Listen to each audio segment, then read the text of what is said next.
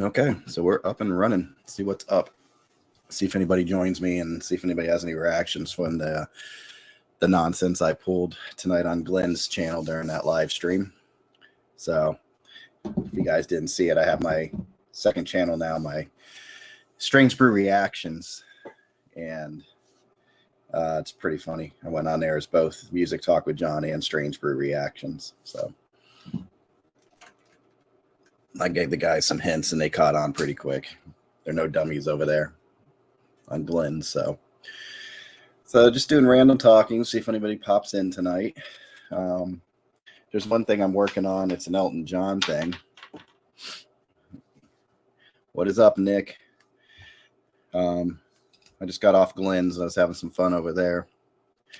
I have an Elton John kind of video I'm planning on doing in the near future. Why I literally went through and I listened to every single album and every single song, excluding soundtracks. I kind of stayed away from the soundtracks. I think these are mostly studio albums, him as an artist, and just really looked at what I thought about his Elton John's career, basically. And because I know there's a period in the late 70s, early 80s that I just didn't like, and there's a drop off point too, like in the 90s with Elton John, where he lost me, and he really hasn't gotten me back, basically.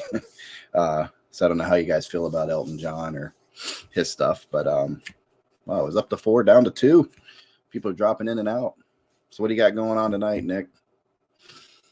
Just hanging out in the room, watching movies with the big boom boom sound going.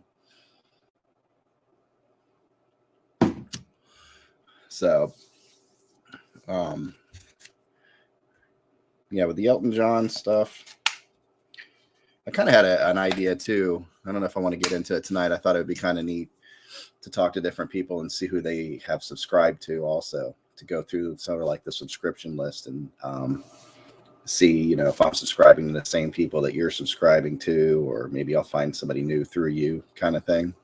So, and I'm in a new location too. Looks weird. It's like at a weird angle, but you can tell I'm in the garage. But it's a location I can actually go to, speak loudly if I need to, and not wake up the whole house. Everybody's upstairs, so it's kind of cool. Yeah, I don't know if Rob's going to join me. He was talking about maybe popping up for a minute. But we had a blast. Had a really good time on Glenn's tonight. Like I said, I went on there.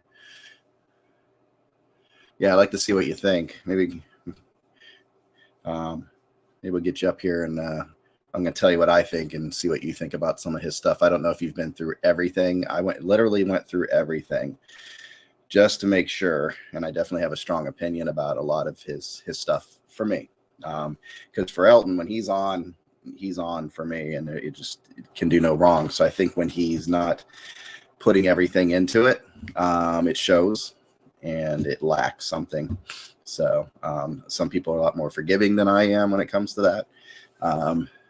But I don't know. It's just interesting when you know an artist, what they can do, and when they're not, not everything. You can definitely see when they're lacking pretty much. So I even started with, because he had this Regimental Sergeant Zippo that came out, it was in 68. He did that, and it wasn't released till like 2 years ago, like 2021. And it's very much to me like a Sergeant Pepper sort of ripoff, not even meeting the what Sergeant Pepper did, but a lot of the sounds. There's definitely some Lucy in the Sky going on in there.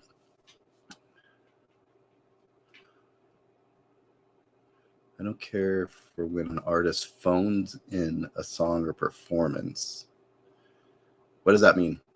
That when they phone it in? Are you talking about just puts it out there to put it out there? Is that what that means? Not sure the expression.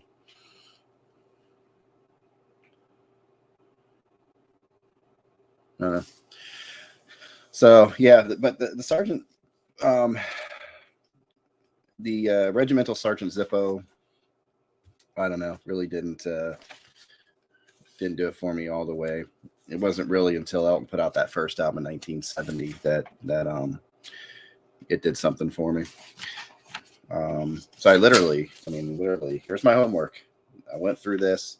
Here's all my rankings. I literally put, okay, this album should have never been made. If we would have taken these songs and these songs from these albums and skipped a couple years and made one good album, it would have been better.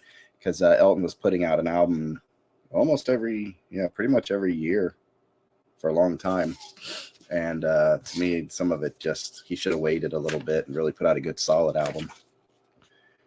Because I even have a list of all his releases, all the way from Regimental Sergeant Zippo to Wonderful Crazy Night. I think the only one I didn't do was the Lockdown Sessions, and to me, I listened to that, and the only highlight on there really was the Stevie Wonder song that he did. So take a look at see what you guys think, or see if you're even familiar with some of this stuff. I'm going to actually do a video on this eventually and see. Pop over here real quick. No, that's not it. Okay, looks like I'm clocking. This might be a bad area because actually I'm looking right now. My Wi-Fi connection's slow. Not being connected to the music. Okay, that's what I thought you meant. Okay, yeah. There's something missing. There's like, especially like the album he did. What was that? Right at the end of the 70s or right at the beginning of 80. The one he did, Johnny Be Good, on there. Let's see, what was that? Oh, Victim of Love. On Victim of Love, I'm freezing up. Okay. Yeah, see, I'm wondering if I'm going to need to get an extender out here for the Wi-Fi. So if it keeps doing that, we'll probably cut this short, and then I'm going to work on the Wi-Fi thing. I did pop over for a minute. Maybe that messed everything up. So here, I'm going to bring you up, Nick, if you want to come up, and then I'll bring you up, see if you want to come up, and if this thing wants to do this for me.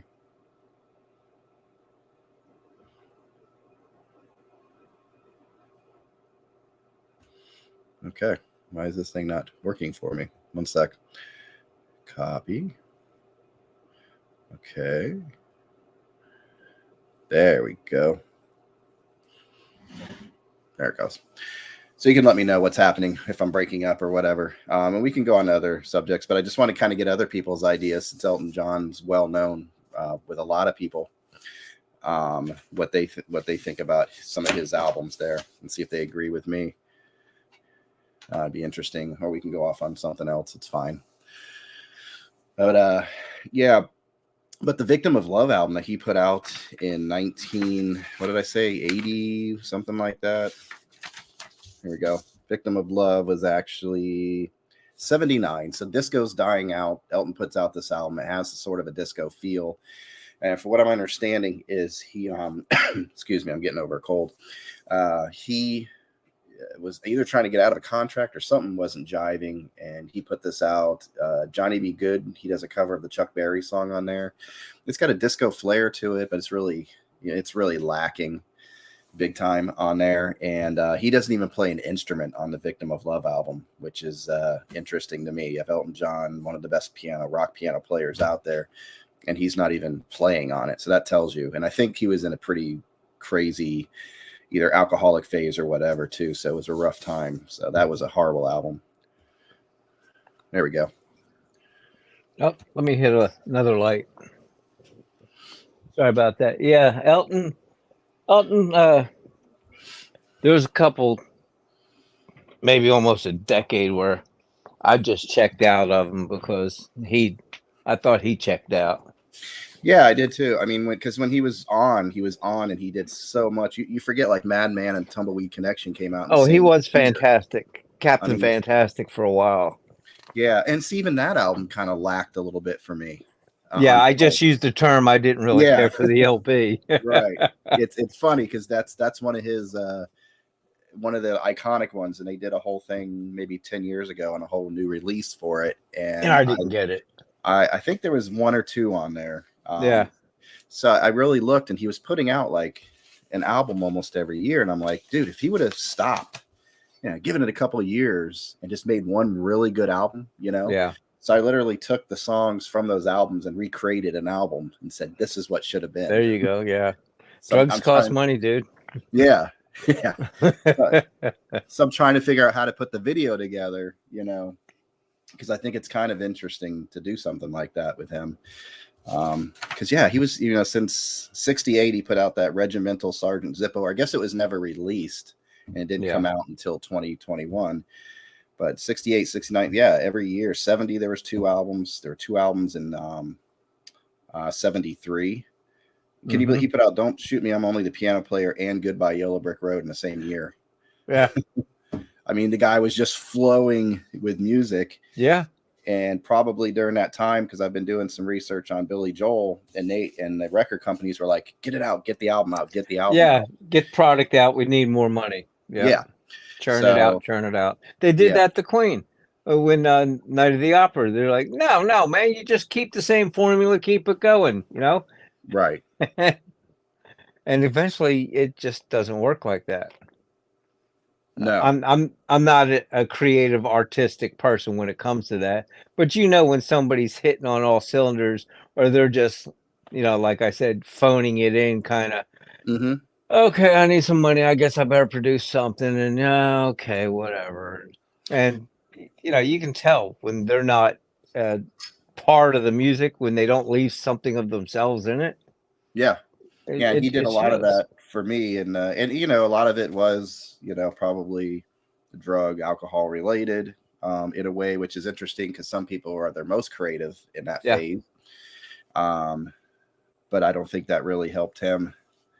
Because there's one, I think, Blue Moves, and was that in 76? I think that's what was like a double album also, and I could not stand one song. I don't think one song in that whole album. And it was like, what is happening? But to me, it kind of dropped off right after Goodbye Yellow Brick Road, because then you had Caribou. And to me, Yellow Brick Road, though a good LP, I didn't think it was as good as some of their others. Some of his others that just really floored me. I couldn't name them off the top of my head because I'm horrible that way. There's just a lot of time between back then and now, and I haven't kept up. I'll tell you, do you have his Live from Melbourne?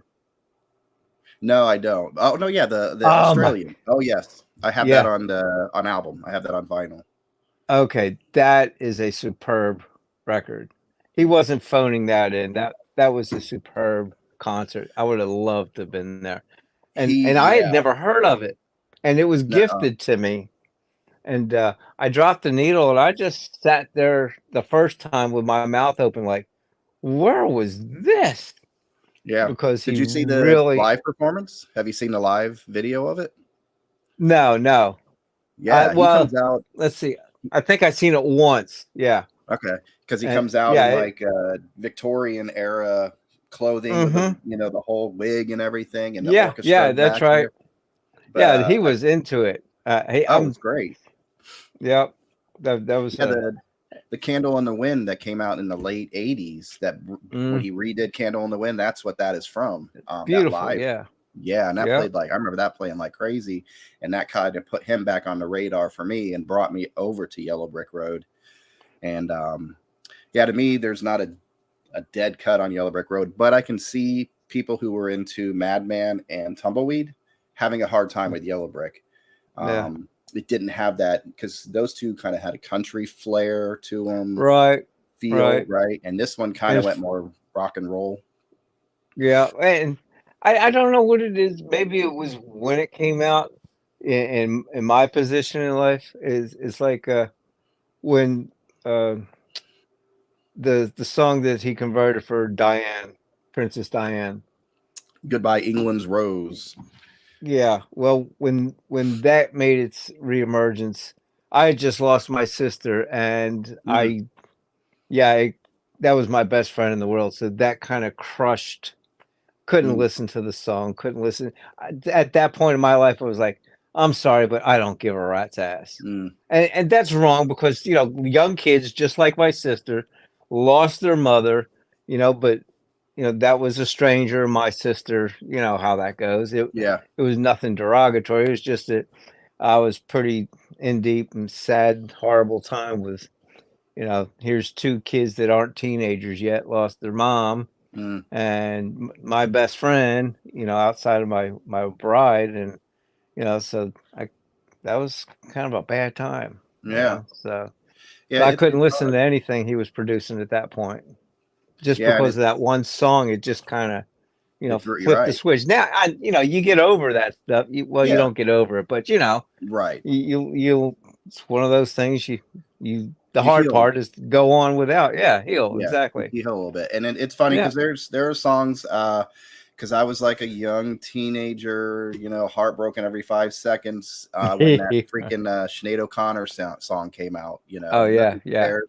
So, yeah, it took years for me to finally be able to listen to it again without like having a bad memory of like a Hmm. not like yours. I don't want to compare it to what you're talking Right. Well, no, about. the absolutely worst was Whitney Houston, because it was just I can't even think of the name of the song, but yeah, that one was really bad. It just brought me to my sister, but I'm Is not it here to bring down the stream, but no? Well, yeah, that's the beautiful part about music is the emotion. You get no, out of it. right. That's what it is. Yeah. Now, wasn't it Funeral for a Friend, Hmm.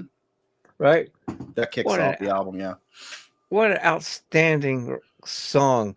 And one of the close emotional ties I had to that song was a close friend of mine. We were exchanging some labor, some work that he was a mechanic, I was a carpenter, finished. So I did a bathroom for him, and I waited about 8 months, and he was going to do my truck motor and the whole bit. And he calls me up and tells me, "Look, Nick, I'm ready. Bring it tomorrow. I'm on it. Got the parts. I'm ready. I got the time." I'm like, "Really? Yeah, great." I get a phone call an hour later, and one of our other buddies said, "Oh, he's dead." I'm like, I hung up on him. I'm like, "That's a cruel joke." Right. I'm like, "That's just so wrong." And he calls me back. He said, "Nick, really, I'm sorry." He said. And so I was like, "Wow, that really stinks." Yeah. So we move forward and go to his funeral, go to the cemetery, walk away from the gravesite, and I get my pickup truck started up, and "Funeral for a Friend" Oh, comes on. jeez. But it was the perfect song. Yeah. Well, It really, it yeah. was like, in the truck, in the cemetery, just walked away from, I was like, wow. I sat there, I cried my eyes out. Mm. What a beautiful song. I mean, Oh, it was great and sad at the same moment. yeah. And, to be able to produce that Well, was yeah. something else. Yeah. You think about, you take for granted these songs and the Yeah. production, and sometimes you kind of write off a song that if you really listen to it, there's a lot going on. And Yeah. you talk about production. What is that? 71 or something when that came out? Hmm. 72. Everything that goes in there and the way it builds and builds, and the guitar comes in. Yeah. I Yeah. that one actually gets overlooked, I think, a lot. Oh, absolutely. Yeah, and it's Yeah. interesting. I always wondered what that connect, because Love Lives Bleeding goes into a relationship dying, so I Hmm. don't know if Funeral for a Friend is part of that, or Right. I guess Right. it's whatever you want it to be. Yeah, it's how it Yeah. affects you in your life, and that's the great thing about so much music, a lot of music. Some of it's just blatant. Here it is. It's on a platter. And you're eating it. Other is it's left a lot of interpretation to Hmm. yourself, and that's beyond was artistry, poetry, a couple others that just brings in the whole There's certain songs bevy that hit you at a of certain time. humanity. Yeah. Yep. That's the There's word certain I'm looking songs. for. It pulls humanity together and shows Hmm. you, like, you've only been looking at this from this point of view, but depending on your mood, all of a sudden it Yeah. takes on this other, and you're like, well, dang, I never saw it. Why didn't I see it? Now, it's like those things. Once you see them, you can't unsee them. Right. you know? Yeah. Yep. So that's the beautiful thing about music. I guess that's what a lot draws us all to it, Yeah. to be in this hobby, and uh, there was a Carlos Santana. Guy's incredible. Everybody knows that. Piece of music I hadn't heard or seen or knew he had the ability, but I bid on a used record. It was reasonable. Well, one of his, but I wasn't familiar with the music at all. I didn't know what it was on it, and I had never heard anything about it, so I just blew it off and never thought of buying it. Well, it was reasonably priced. So I'm in here the other day and I dropped a needle on it and I'm doing something and I look up. I'm like, what? Wait, this is jazz? Hmm. It was shoot. Now that's going to drive me I crazy. think I know what you're talking about too. Who was it? Yeah. Oh, damn, that's going. We'll have to Miles look it up. Davis. Was it Miles Where'd he Davis go? with Santana? It- Oh yeah. It was. Yes. Yeah. Yes. See, it's gonna drive me nuts now. Yeah, I just listened to it. Where did I put the record? Anybody And I knows what was, I'm talking about, put it up there. yeah, yeah, I'm rearranging all my LPs, and I listened to it last night, 2 nights ago. Isn't that great how And the that's- memory works? Well, Let's my see. lack of memory. I'm horrible with names and dates. My wife is that she's the names and dates lady, and Yeah. I just had it, and it's okay. What's Davis' album that everybody has, and it takes up like the whole album? Well, everybody has It's- Kind of Blue. That Kind of Blue. Yeah, I know. Anyway, so he's playing classical. I got up and I walked over. I'm like, no, this. I said they must have mislabeled this record. And I'm sitting here with an iPad in my hand. I can look it up. Yeah, Right, I was and looking I'm at it. sitting. Yeah, and I'm like, well, I get up and I actually lift the needle and I pick the record up to look at it. I'm like, Something's wrong here. I never knew he could play this kind of music, Well, you or know, that he had interest in it. Yeah, well, the thing that like is interesting is, you know, Miles Davis and Jimi Hendrix met up in New York and like when Hendrix passed away in 70, right? So like January or February of 70, Hendrix goes to Miles Davis's apartment. They have a little conversation and they make plans for later in that year for them to do an album together. And I think this is before the Jack Johnson album that Miles did. Yeah. And I don't know if Hendrix was going to play on that, but if you listen to the guitar work on that Jack Johnson album, there's some you can definitely hear where Hendrix would have fit into that. Because Yeah. imagine those two together. I mean, that would have been great. So Miles is looking for that further fusion with more guitar work, I think. Yeah. He was never ending looking. Yeah. He kind of lost me late 70s, but I like anything mid 70s and back for Miles. I'm still kind of diving into his work. Jazz is very new to me still. After a year, it's still new to me. Oh yeah, I just got into jazz a couple years ago. It worked. It And- came with vinyl. You know, Yeah. I never, and it's still not the same for jazz on a CD as it is on vinyl to me. Mm-mm. And I don't know why. That sounds weird, but yeah, Miles is the man. But I'm with, I think, Sam, you're also more of a In a Silent Way guy, and so am I, if I'm correct. I was just on Glenn's earlier. I don't know if you caught any of that, but I was kind of messing with them a bit. It was a little payback because the week before they went on and Rob intentionally brought up a bunch of albums that made him look kind of like he's into a lot of crappy music. So they were kind of tricking the audience. So I thought it'd be kind of fun tonight to kind of trick them back a little bit. Mhm. So I went on as my other channel. Did you find it? Yeah, Love Supreme he was playing. It was Is this like a Love, live? Devotion, Surrender. And so was it just a studio album or is it like a compilation thing? I'm looking. Carlos Santana, John McLaughlin, Devotion, Surrender, full album. Credits. Miles up until about the Silent Way and Sorcerer. I haven't listened to Sorcerer. I think I know that title, but I have not heard Sorcerer. It doesn't even. Well, what'd you do with your album? Where'd you put it? Oh, I quit looking for it because I didn't want to leave dead time. But Well, we'll figure it out. Yeah. yeah, what the heck? It drives me crazy. It doesn't credit him. Wait, Carlos Santana and John McLaughlin. Yeah, I forgot who played with him on. But who played Def Love Jam. Supreme? Well, that's oh god, the sax player, Coltrane. That's John. Yeah, John Coltrane, Coltrane. who used That's to play who. with Miles. You know, he was with Right, Miles. right. I flipped them, and that's why doesn't it list this? Oh, here it is. Tracks. Okay, A Love Supreme, Naima, Life Divine, Let Us Go Into the House of the Lord, Meditation, and Love Supreme. That was written by John Coltrane. But I'm listening to him. I'm like, listen to this. I mean, he's doing a full blown jazz record. I was like, because I swore it was Coltrane playing.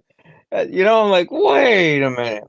But that really took me by surprise. It wasn't the hard rock Santana that, I had listened to all this time. Yeah. And it was great that, I knew he had talent, but I didn't know he ever showed interest in jazz. And I guess they all show, cross. Well, yeah, they all want to be challenged, I think, want to try different things and getting an opportunity to play with somebody like Miles Davis at the top of their game, Yeah. You kind of go for it. And Santana actually there's a master class that you can subscribe to. And it has all these different people. And what's his name? Sorry, I just lost my train of thought. Santana did one, and he was talking about how you just go with a feel and you get a certain tone, and it was kind of neat to see his kind of drive and how he hears music and interprets it. Yeah. So, and I find myself watching different people on there too. Like even Sheila E. did like a lesson in drums and percussion, and you go, wow, this person's a lot deeper than Glamorous Life or whatever she did in the 80s. Right. So it's kind of cool. Look at Concert Buddy's still up. I thought you had to go to bed. See Scott, the pressing at least. He never sleeps. No, he's on everything these days. It's top 10 list. I know he's everywhere. I can't go to YouTube without seeing him. And that's a good thing. He seems to be a very nice person. To see what this video is. Over the past 30 years, I've been busy. Just time's been precious. I've been serving the community and all, and I just resigned. Just said, it's time to retire. 30 years of service to the community is enough. So I'm actually going to find a little more time, I think. I hope. I'm always into something, and I just barely have time. I have, 730 LPs. I barely get an opportunity to listen to them. Right. And that's, I find that because I have two daughters, teenager getting ready to do college. Yeah. Full time because she has, a disability. So yeah, that's right. And then our personal business is just always we have to be available. Right. Yeah. So the pressure. Hey, how you doing? Yep. Finding this. Good. We're talking about the lack of time, and here we are, actually having a good time. This is relaxing. It's we don't get to do it enough. What's that? Concert Buddy said he's like a bad rash. He's everywhere. Yeah. He was just on with cream for that. Yeah. Yeah, I didn't want to. Somebody had to say it. Yeah, Rob, I was explaining how I did a little payback for you guys tonight from last week when you tried to fool us with those albums. Yep. Because I was on with Gary watching that, and we're on the phone and watching the show, and I'm like, he's full of crap. I said, okay, hold on. Some of this is pretty questionable, So that's why I was saying you're taking a page out of Larry's book there. Yep. So I'm like, how can I mess with them? So I actually logged into both channels, and I'm having a conversation with myself. It took us a few minutes to catch on to that. But I was trying to kind of feed you guys a little bit because I was like, I want them to be in on the joke also at the same time. Oh, that's funny. Yeah, I did it on Rachel's. I didn't realize last week when I was doing my list that Larry had done something similar because I hadn't seen that video. I just popped into my own head, and I'm like, I didn't know Larry had done it. It makes it a little less funny that he had done it. But well, no, I thought it was great. For me, it was great because I'm like, okay, he's doing that, and I'm like, okay, so we're gonna play around with it a little bit. No, I love it when there's like somebody does something and people react off of that and take it to the next step. I just thought it'd be funny to not be serious for once.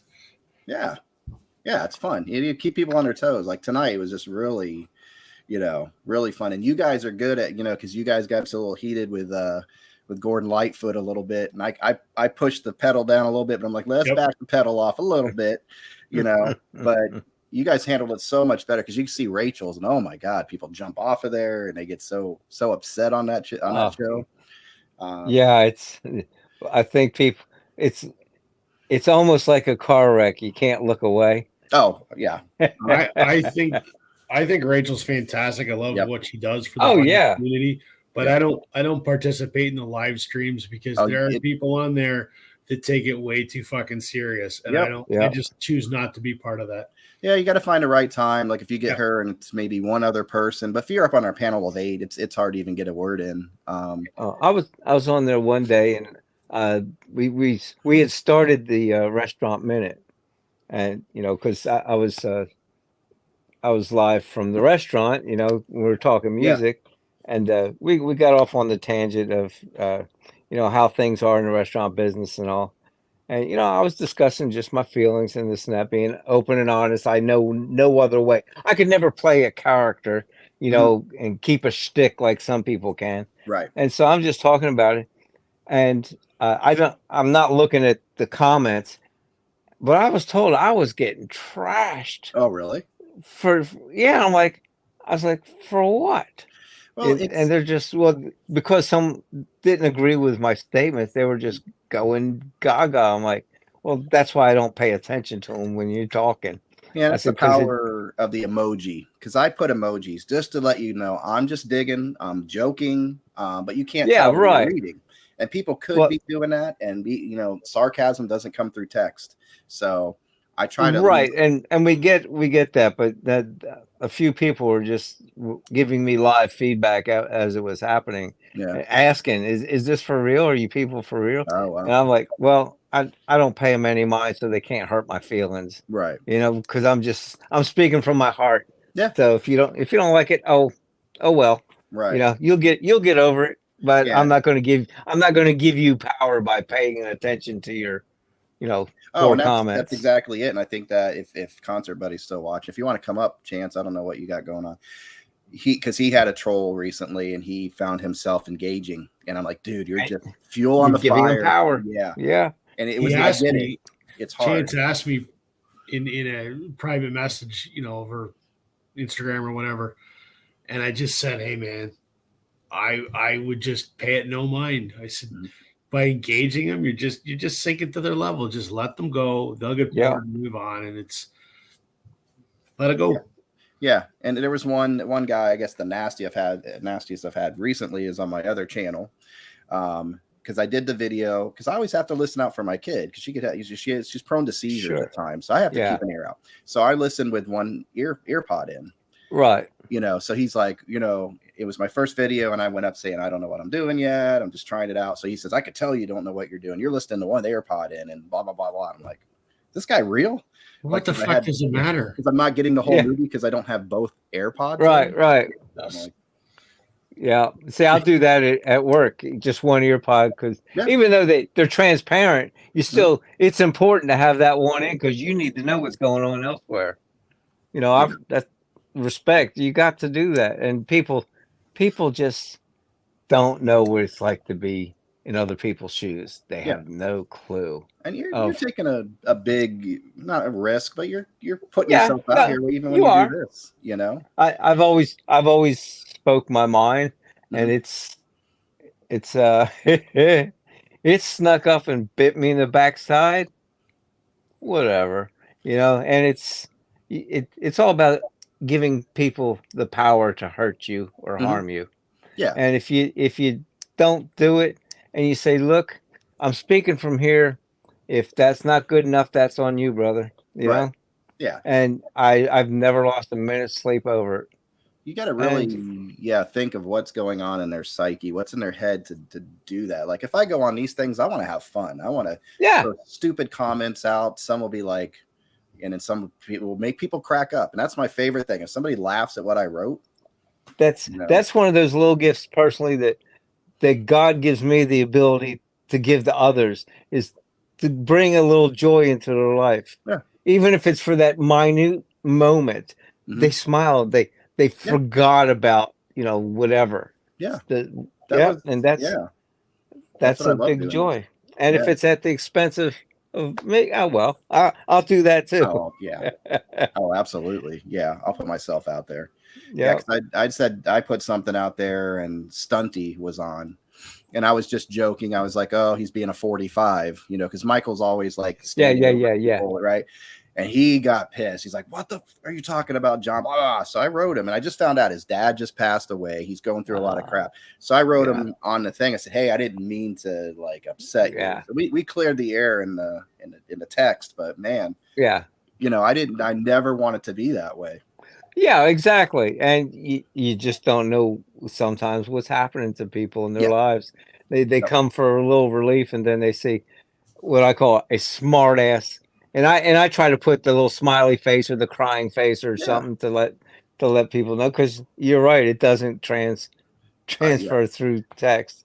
Yeah, I And find out more 'cause of my comments get up there when I put the little thing, so they know you're just effing yeah, with them, kind of yeah, thing. yeah, absolutely. Yeah, I How like do this you right here. do the private message when you're uh can you only do that when you're hosting?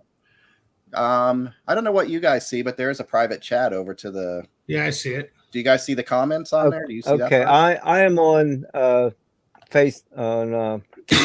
YouTube on an iPad, so I see leave, mode, chat, cam, and mic, and then over on the right, You have to well, do from StreamYard to do the private chat.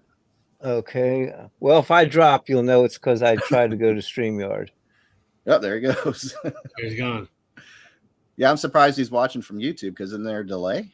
Yeah, there is. Yeah, I'm really and usually an echo, so I don't know what the heck he's pulling off. Well, he's No still idea. there.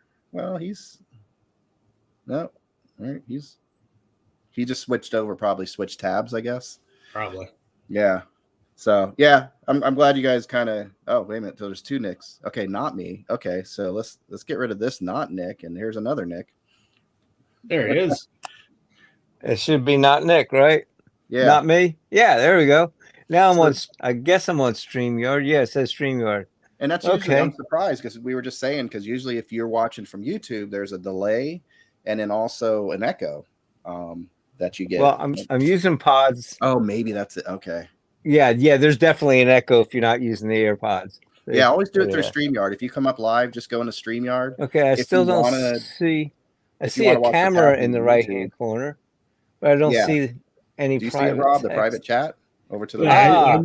I'm looking in a web browser in StreamYard on a Surface tablet. So, it's not allowing me to do anything there. Because I know Rachel does private. Oh, there he goes again. No, I hit the camera. No, yeah, I know I think she uses a PC. Yeah, I'm on a. Are you on a PC? Yeah, this is a PC. Yeah, okay, then that must be something you can only do in PC. Okay, I learned something tonight. Yeah, but see, usually, like right now, I can't see on any of the peanut gallery. Weird. But I can see him here. That's what people do. They'll lower their volume on YouTube and watch from there. And watch on my other device. Yeah. Okay. Well, it's always good to learn something. Thank you. Yeah. I learned that from Rachel. So many times people came on with the echoes, especially like the older guys. They just don't get it. And they're like, what am I doing? And they just disappear and they come back. Hey, I'm one of those older guys. Uh-oh. Now you're doing all right then. You made it. No, it took me about 12 seconds to figure out, that's not going to work. Found out where it was. But information is not knowledge. Knowledge is not truth. Truth is not beauty. Beauty is not love. Love is not music. Music is the best. That's a lot to absorb there. I'm going to have to write that down and think about that for a minute.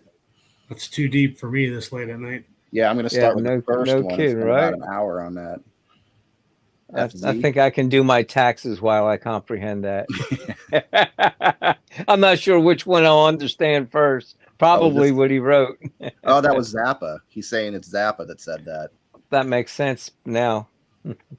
And Concert Buddy got it. Well, of course he did. The rest of us are going, huh? Okay, everybody. Yeah, Zappa. Yeah.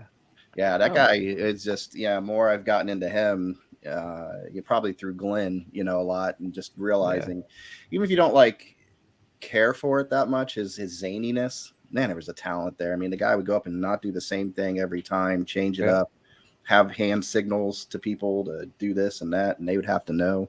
I guess even Steve Vai couldn't handle it, from what I understand, because he was young and played with Zappa, and it just didn't work out with those guys.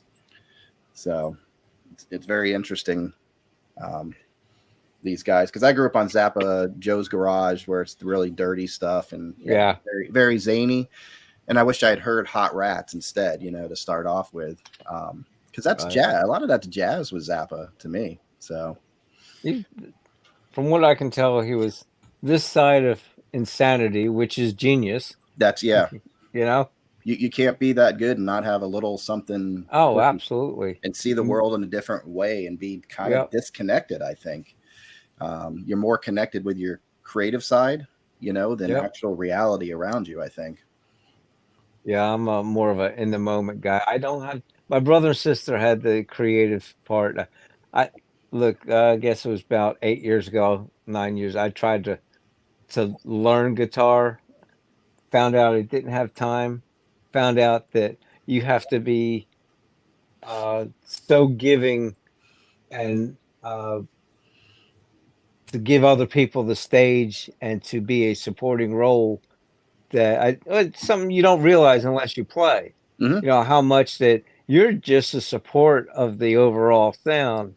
Yep. And it's can't think of the word I'm thinking of. It's late. Well, I mean, sacrifice. Sacrifice you have to give to make to make each person into a whole unit. Yeah. And you do that. And I was in a band in like late 90s, early 2000s. And I didn't have enough confidence. And I was lead singer. So I'm up there with acoustic, playing rhythm and doing this, but I relied on everybody back there. Yeah. I loved having the drums right to my back because I could feel it, Put you in the mood. Almost know when to change the chords, because it was right there. Yeah. So you have to be a team. You got to let other people do their thing. And I never realized that. I sang in a band for a little while, and I never realized it until I tried to play instrument. Mm-hmm. It's a different world. Yeah, I wasn't the guy. Like, there was a couple parts because I've written originals and we do the originals. And I had I call my leads kind of like a Neil Young melody lead. It's not when Neil really gets into it, but he does these little melodies, and that's what I kind of do. But man, in my mind, having to switch from playing chords and going over to that, even though I had the backing of the band, it messed with me. And to watch people just jump from, like Knopfler or something doing chords, and all of a sudden he's just picking like crazy. Yeah. I'm like, holy crap! I get it. I get the genius and the how amazing some people are that can do that. Absolutely. You got David up here. Hey, David. Hey, David, the last one. Oh, gosh, buddy. I was too busy jumping around. Hopefully, Glenn unblocked me. My Strange Brew reactions. That's even a Canadian nod right there. Look at that. Even though it's not what Canadians really don't talk to me about Strange Brew sometimes. Right. So, is that more insulting, or is that okay? No, it's not. It's not. Am I going to fly? It's not insulting. I mean, they're okay. But we laugh at it because it's more of an inside joke for us, because we are not how we're portrayed by Bob and Doug McKenzie. But it's funny for us because you guys think that's how we are. So it's like we're in on our own joke that you guys don't get.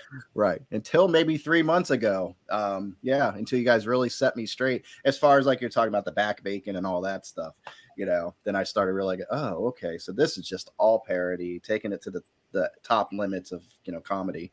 We love it because they are Canadian, and they're taking the stereotype of ourselves like to the to the absolute extreme, and we just laugh at it and go, yeah, that's exactly what people think of us, but that's not how we are. Yeah. I mean, I quoted that all through probably elementary school. I'm like, take off, you hoser, all the, and people are like, what are you talking about? Because nobody had seen the movie. And my dad brought it home when we first got like a VHS player, and I popped it in, and I probably wore the tape out. I freaking just, as a kid, loved that movie. I don't think that I've ever used the word hoser in my entire life. Yeah, it makes two of us. I don't think I've seen that movie. Yeah, I don't like to categorize people by where they're from. I've been around the world, and I found that everybody's the same. They just relay information differently, but everybody's basically the same. There's good, there's bad, and and I never been able to say, oh well, he's from there, and so he's like this. And I don't understand that, because I've lived in a few different places, and I just never saw categorizing. Well, usually when you bring up that about somebody, you're pissed and you just want to dig, and just like all that type of person, or all that type of person, you're okay. I think it's either that, or you're raised in a certain way that especially being from Florida, certain areas, it's a little rough. There's still like a big divide in many things. So the further out into the woods you get, the mentality doesn't change too much. So it's a little tough. Yeah, we have woods here. You don't want to get lost in them swamps, that's for sure. Oh, Louisiana, yeah, I bet. Yeah, man. Yeah, we just if you don't eat it, it might eat you. You and everybody that lives there does eat everything that's out there. Okay. It's a fine art. Yeah, it's a fine art of cooking, I'll tell you. So now, like, it's out of this world. Yeah, some of like Canada, and we're talking about strange brew. So we flip over to Louisiana, so we can base everything we've learned off of swamp people to what you do. Everybody has a boat. Everybody has a shotgun. Right? Hey. Everybody says I guarantee. Yeah, okay. That's another guy I grew up on, Justin Wilson, and his comedy. Wilson. And he laid it on so thick. Oh my God! It was a stick. It was great. Oh yeah, and we would watch his cooking show as kids. He could cook. Yeah, he's like, "I'll guarantee." You didn't know what he was going to say, next or whatever. That whole guarantee. I'll tell you what. I'm not prejudiced. I wasn't born here, but I think the word flavor was invented in this state. Some great food comes out of it. Oh yeah. I need to get I did a pass through years ago. I had to go to Texas for something, and I drove from Texas back to Florida, and I stopped in Louisiana just because I wanted to say I stopped in Louisiana. Sure. But I didn't really get to see much, but it's definitely one of those states I want to see. Yeah, it's got such natural beauty and just so many different resources. It's just so much. It's really hard to comprehend the different variety of industries that are here. Mm-hmm. And it could be so much better if, leadership and such, but we won't get into all that. Yeah. And, Florida now is just getting a little crazy for me. It's getting so overcrowded down here. Everybody's here now. Just everybody retires or comes to Florida for work. So I'm like, those other places must be clearing out pretty good. Maybe I need to move north now and let everybody come down here to Florida. It's driving me crazy. Well, you got a lot of people fleeing the woke as well. So, what is this Tasso? Is this something you guys know? Oh, we're from Louisiana. What is Tasso? Do you know? Tasso? Yeah, it's a type of sausage.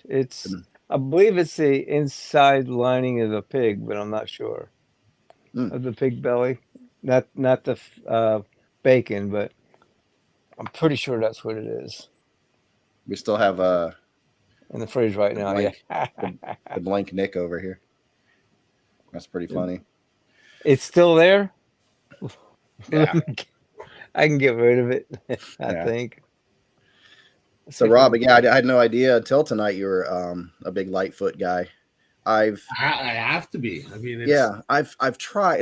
It's believe it or not, like when I first got in one of my first videos, probably I got the big box of records and made like 8 videos out of it, and there was some Lightfoot in there, and I actually picked some up at like Goodwill just to say, let me try them, and I did. I tried it, and I don't know. It's just like I don't know. It just I love him. I think he. I mean, I exaggerated my perspective this evening. I mean.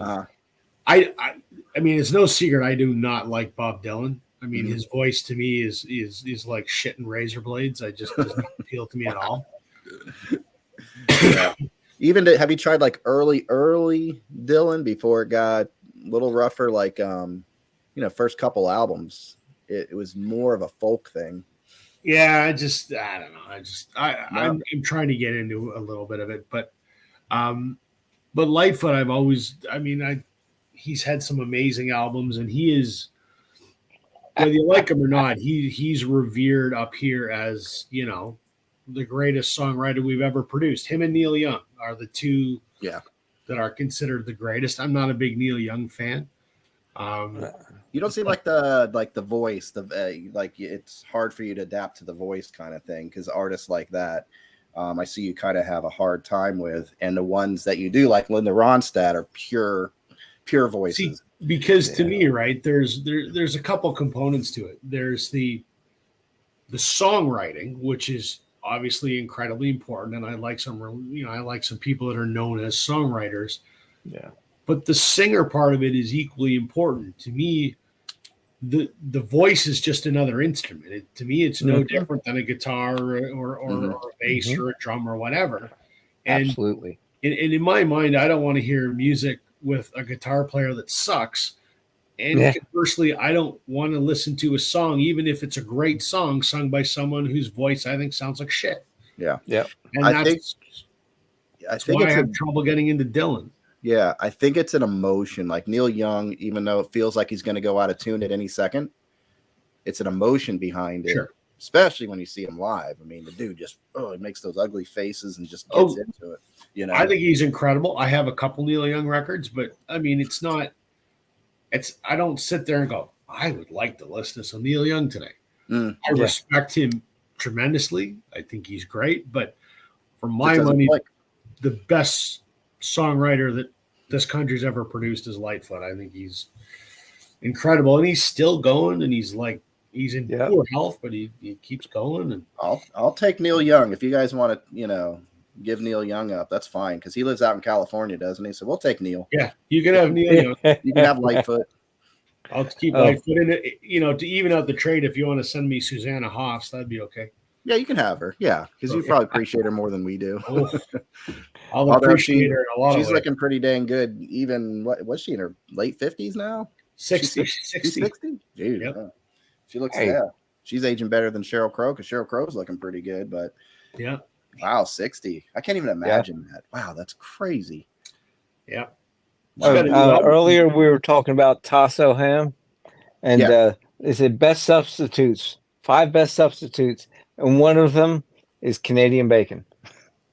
Which there's no such thing as Canadian bacon. I know, but that's why I was laughing. That's what we just get baffled, because we're like, there's no such thing. Our bacon here is just those long strips of bacon. Right. That's funny how these things come around. Like, where's it come from? The Canadian pigs go oink or or oink, yes. Yeah, there you go. I mean, with no idea, it's freaking bacon. Because isn't our Canadian bacon like the big slab or something? It's round. It's a marketing. We call that marketing. Yeah. Thank you, marketing. Right. Yeah. What is this? That's all it is. Do you know one thing? The conservation officers don't F around. Our fishing guide at, how do you say this? Is this French? Lexure.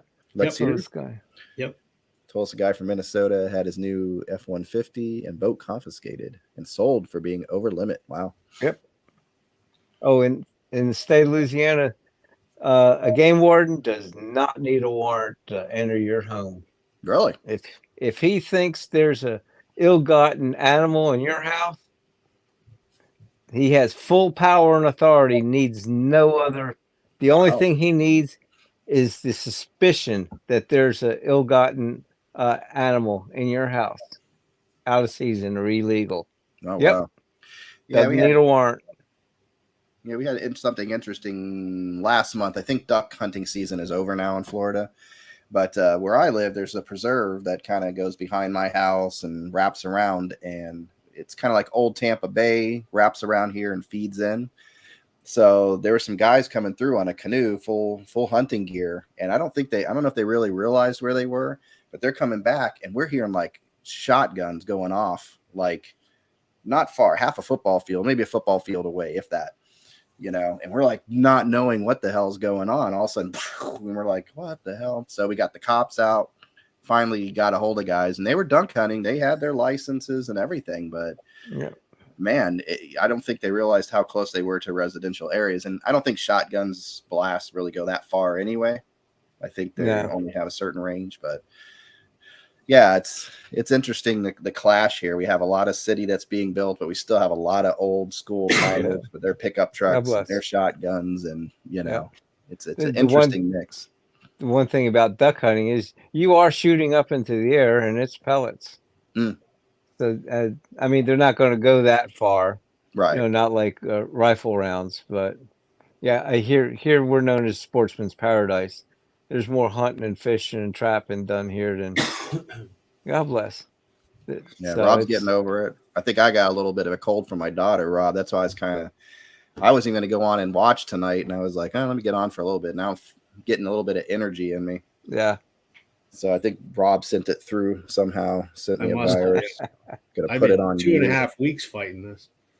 Yeah, because you had one thing and then the other, right? Stomach flu, and then I got a cold. Yeah. Getting it all done in one shot. Get all the sickness. I hope so.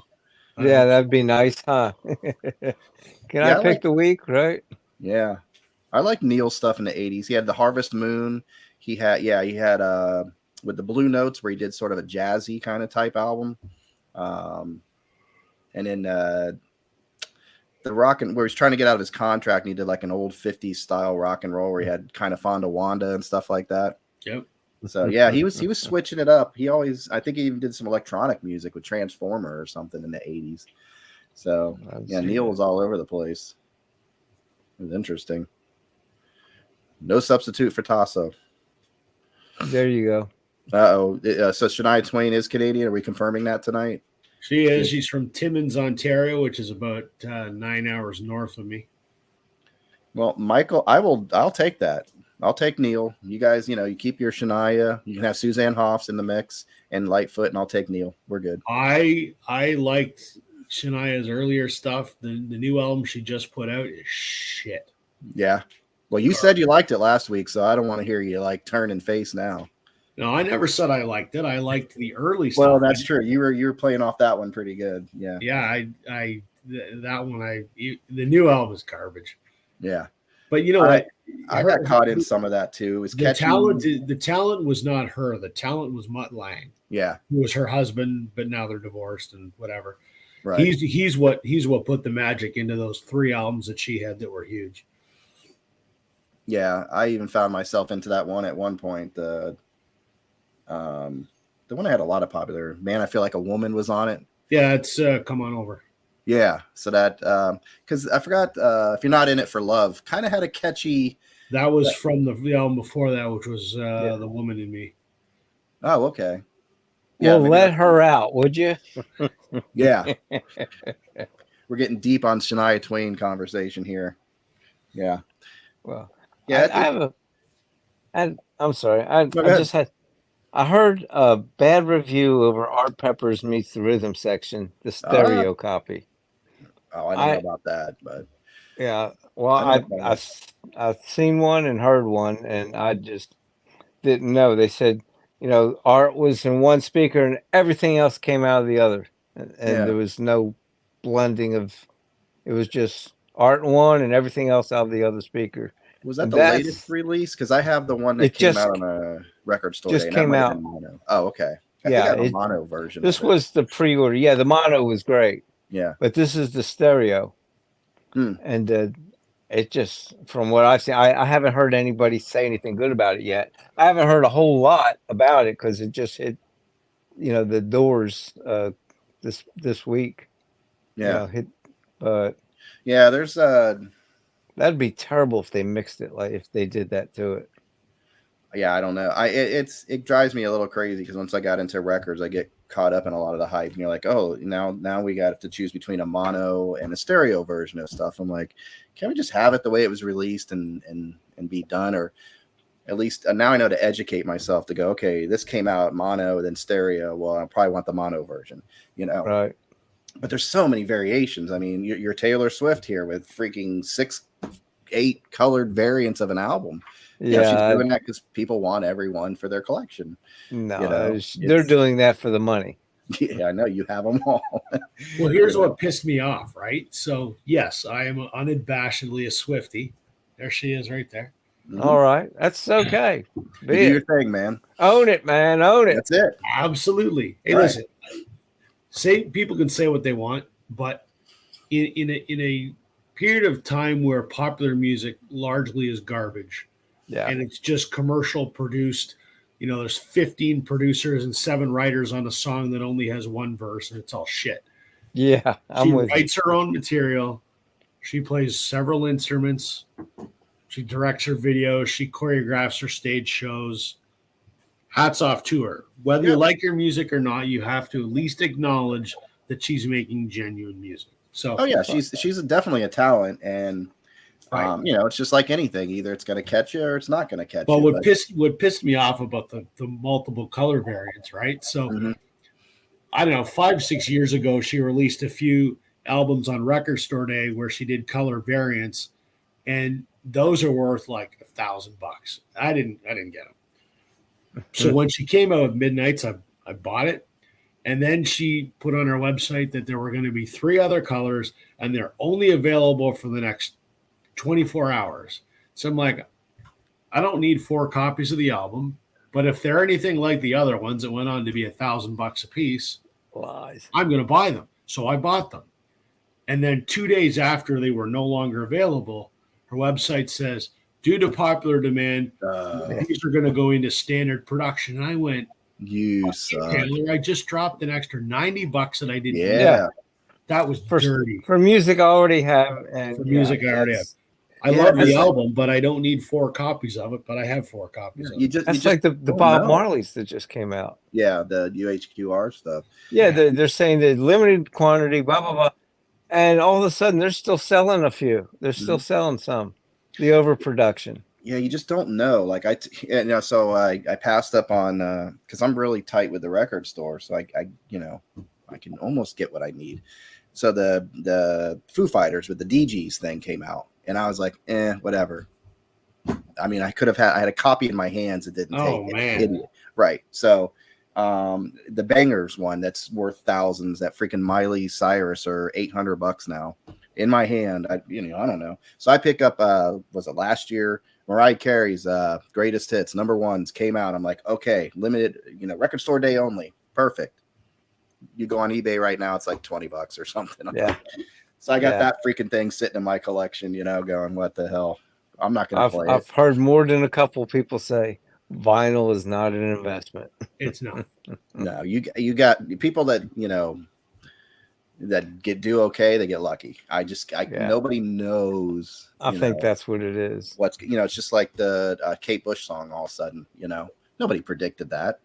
And how many songs do you see in TV shows and all that people like but don't take off? That one just exploded. Yeah.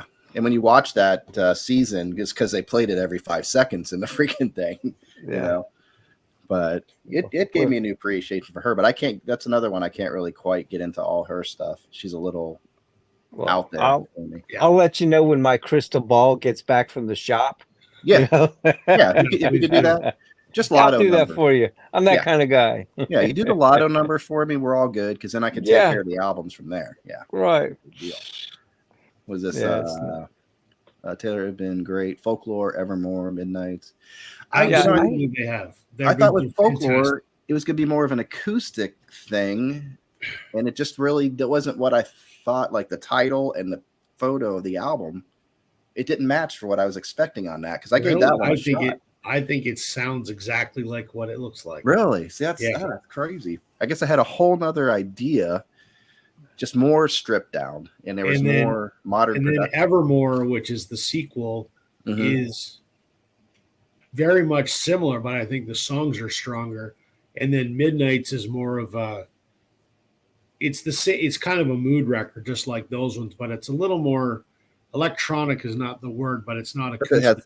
Right. It has that feel. Yeah. And I think that's what threw me off because I think Folklore has that. And it kind of. Those 3 albums make a really nice trilogy. I think all of them are fantastic. The best stuff she's ever put out. Yeah. Yeah. See, I liked when she worked with the Civil Wars and did that song for the movie. It was broken down. It was just her voice. She was doing something I really hadn't heard her do before, where she's hitting that falsetto a little bit, and she was subdued.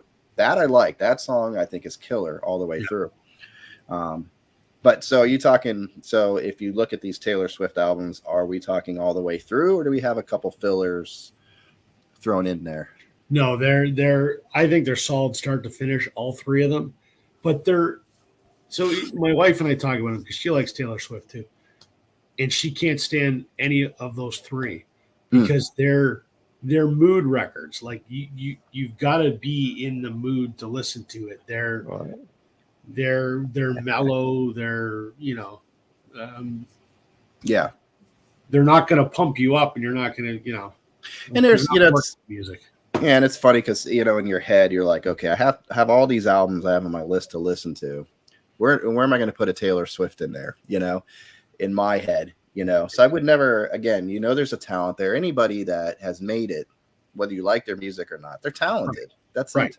Yeah. Period. They don't suck. You can say they suck, but right. Go do what they're doing. Give it a shot. Exactly. Yeah. Good luck. Exactly. If somebody's listening to that music, somebody's digging it. Yeah. So that's why I think this whole VC thing is kind of cool because you Swifties can come out.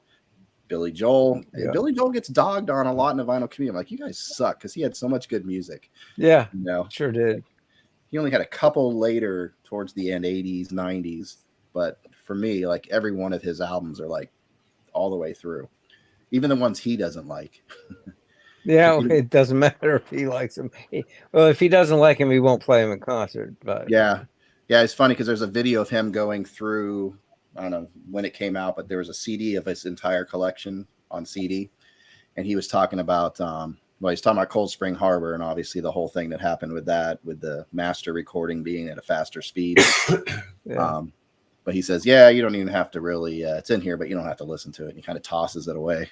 I'm like, well, there was a lot of good music on there. If he had, if it had been recorded properly, there's actually some good singer-songwriter stuff. So you stand up for your Taylor Swift. I got to stand up for my Billy Joel on here. Because I'm starting to, even Mazzy's like, oh, I don't got to play a Billy Joel album. I'm like, dude, you listen to Yoko. Yeah, really, right? Find it in your heart for Billy Joel. Come on. It boils down to you like what you like. Yeah. Yep. And I think that's in your DNA. You don't pick what you like. It's just tell, And sometimes you go, it's Popeye. I am what I am. Yeah.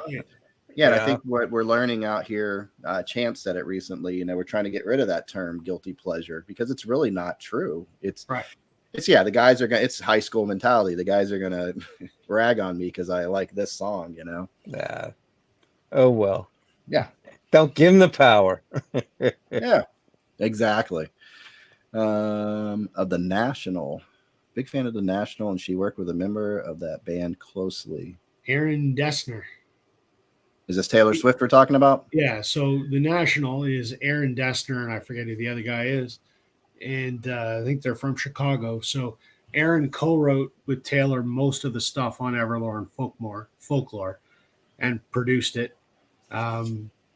Really good stuff. I mean, he brought something to those records. And they're pretty good.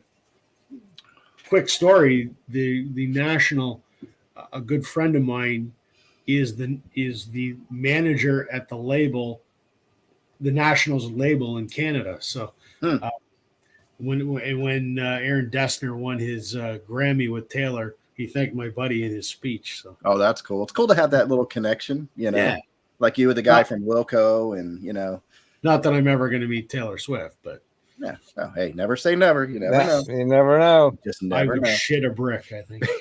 I know, it's like, you grow up as a kid or whatever going, oh, I want to meet my idol. And then you realize a lot of these guys probably you don't because you don't want to have that bad taste in your mouth kind of thing. Yeah. So there was probably only 6 people watching, so I'll tell this story. It's not a music story, but I shouldn't even tell the story because it's embarrassing. But anyway, when Those I are the was best. when I was a teenager, like I'm talking like 14, which was in the early 90s, I used to watch the Mighty Morphin Power Rangers, that stupid kids show, right? Yeah.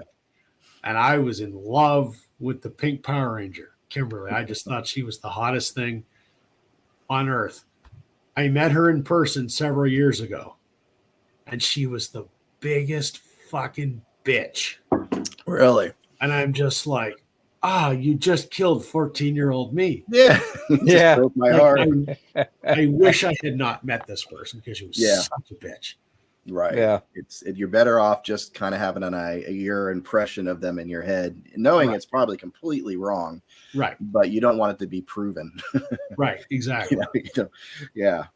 So you can get rid of that tattoo now on your arm of that. Yeah, exactly. Right. You can fill it in with Taylor Swift, The one thing about that whole story, I figured, you never want to meet your idols, but I have no idea who the hell you're talking about because I'm much older than that. True. What year was this? It would be early 90s. Oh yeah. See, I was born in the late 50s. So yeah, I don't have a clue. Hey, I still want the original Batman, okay? There you go. All the others were okay, but I grew up on the original. Of course. Yeah, I grew up on that. And you talk about, hammy, but TV was new back then, or getting around to series and stuff like that. But I wish I had my Batman record from back then. Oh, I'm sure. Yeah, I have no a couple, kidding, right? I don't know when it's from, if it was a remake or whatever. I remember when I was a kid, they had 45s, and it came with a comic book in there, so you could read Batman and put on your 45, and it would have character actors and sound effects. And my mom, probably about a year ago or so, she found two. It has the original little spindle in the middle of it too.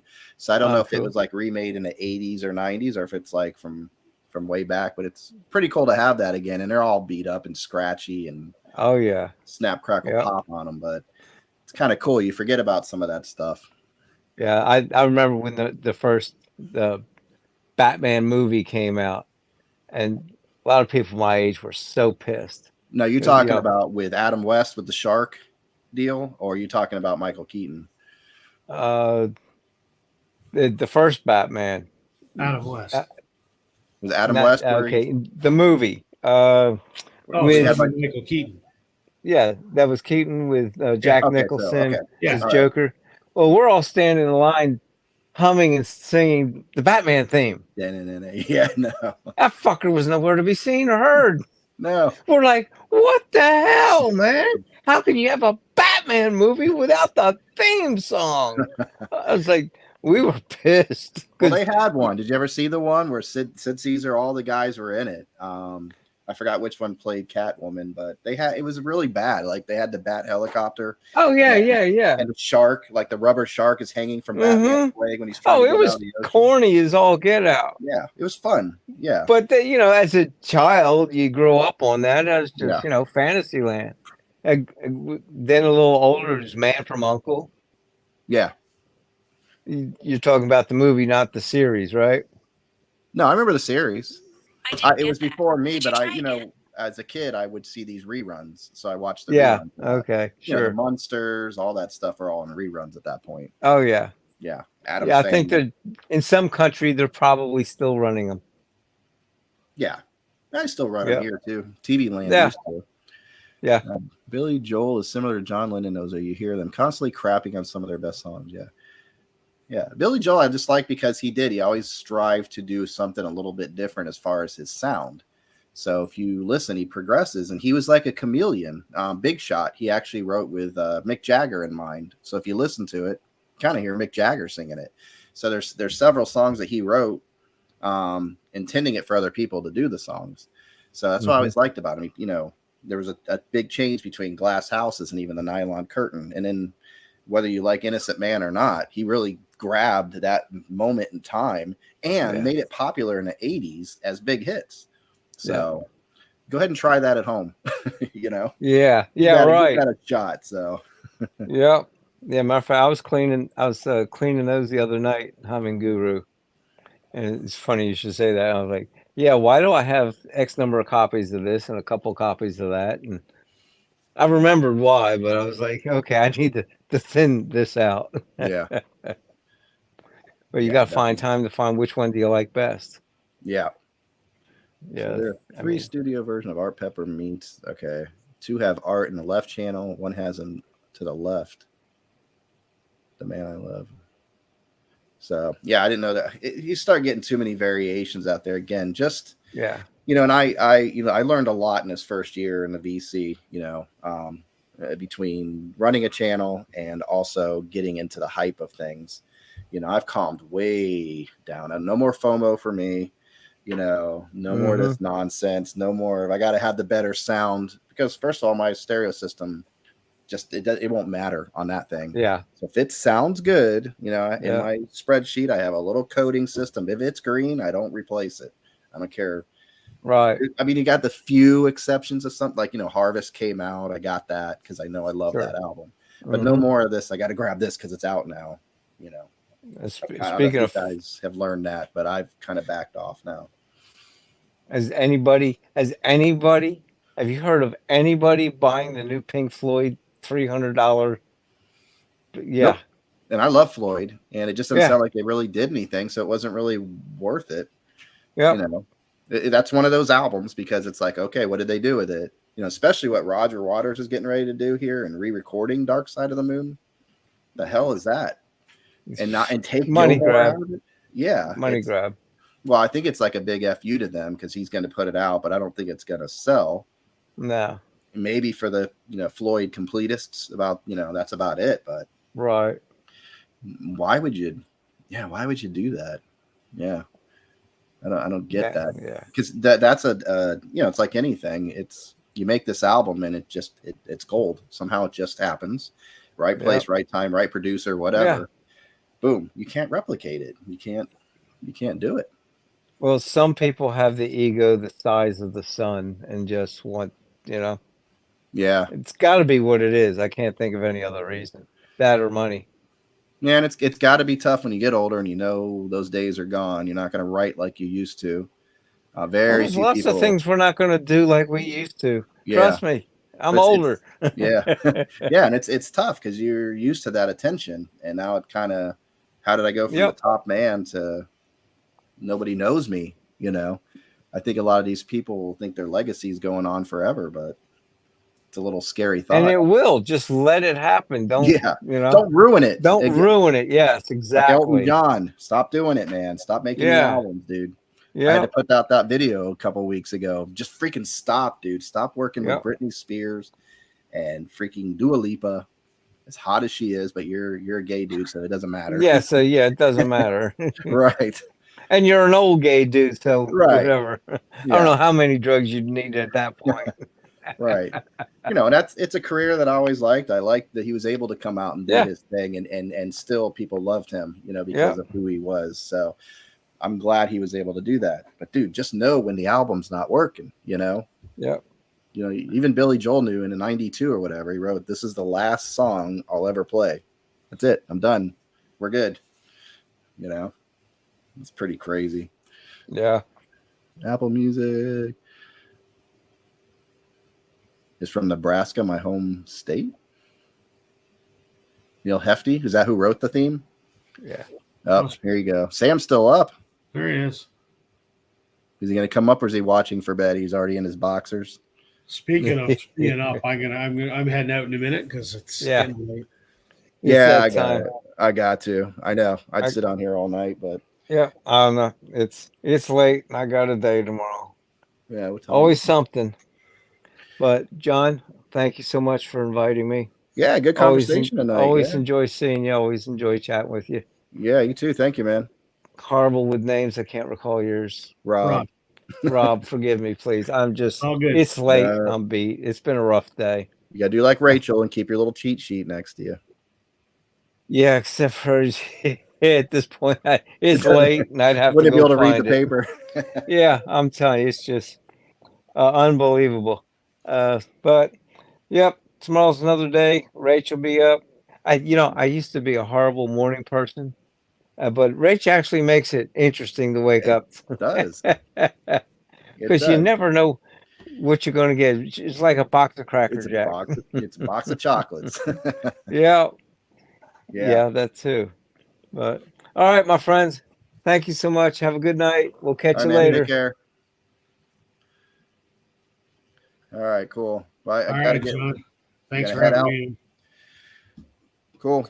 Yeah, I think everybody's wrapping up. So cool, man. And we'll be in contact. I got to get with you on the other thing. I haven't even had a chance to watch what we're watching. No problem. I'm ready whenever you are. I've watched it. I've got my notes. I'm ready whenever you're ready. Did you listen to the whole album too? Oh yeah. Okay. Are you doing a little bit of notes off of that too? And okay, that's what I was kind of thinking of doing. So yeah, and we should sort of compare notes before we sit down to do it, because there's a whole component that is not addressed in the film that is a very integral part of the story. Oh, okay. So I'll fill you in on that. We'll have a chat about it one of these days. No rush. Whenever you're ready. I got to do another thing with Chance later this week. So yeah, I saw that. Okay, cool.